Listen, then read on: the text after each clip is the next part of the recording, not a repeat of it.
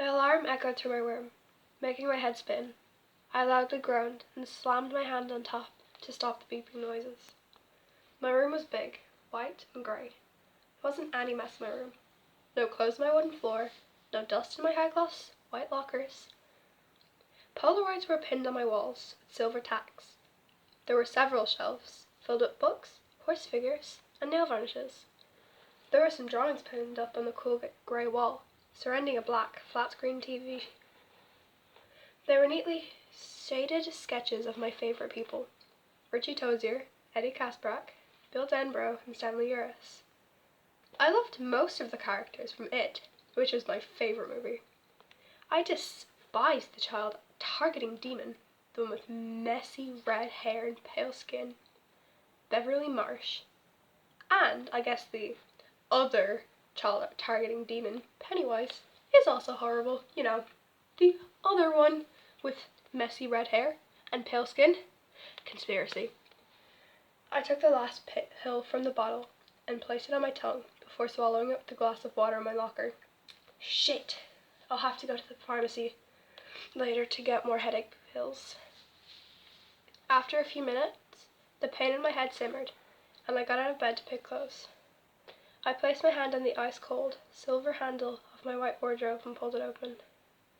I pushed the hangers along the pole, looking for my favourite outfit: a light grey pencil skirt and a tight, white crop top with short sleeves and lace around the cleavage. I stripped off my black shorts and white pajama top and changed my underwear before pulling on my outfit. I opened a locker drawer and pulled on white thigh-high socks and light pink Converse with charms. I also draped a dark grey handbag across my shoulders and packed my phone, earphones, and money. I carefully tied my laces and cleaned up my pajamas, which were littered on the floor, and walked around my room. I waited for a second before deciding my parents weren't awake yet and continued downstairs. I slowly opened the front door, stepped outside, and carefully closed the grey door so I wouldn't make a sound and wake my parents.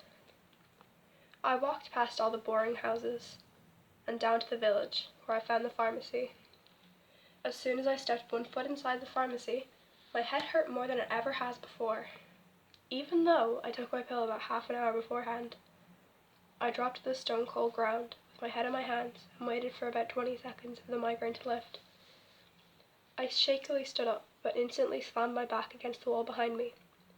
The entire pharmacy had changed. It was a blinding white colour with bright lights and colourful product on the shelves. I walked to the counter at the back of the store and instantly recognized the person sitting beside it. He wore thick glasses with thin silver frames and a tan shirt and a strange smirk on his face. Do you have any Advil?" I asked, not really bothering to remember how I know this strange man. "Yes. You struggle with migraines, do you?" he asked, his lip curling up into a strange smile.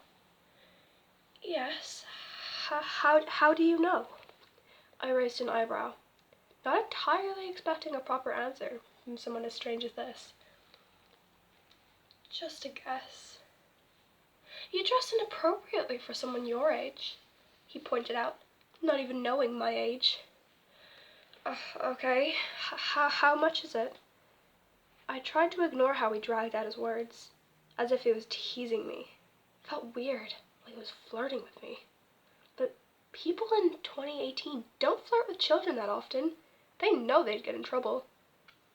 $19.99, he said, simply.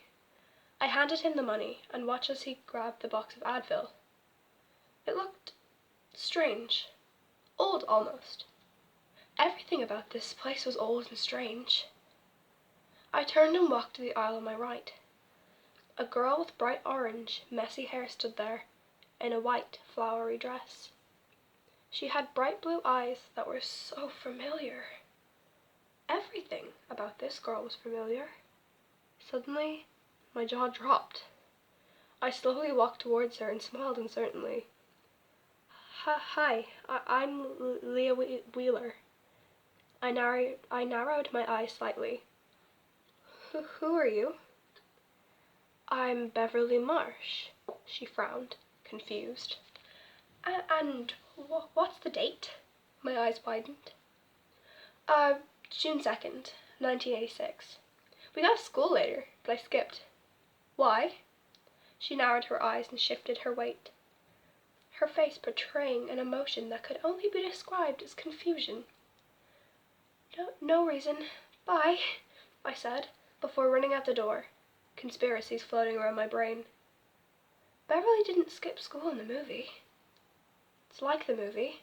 Same people, same place, but different.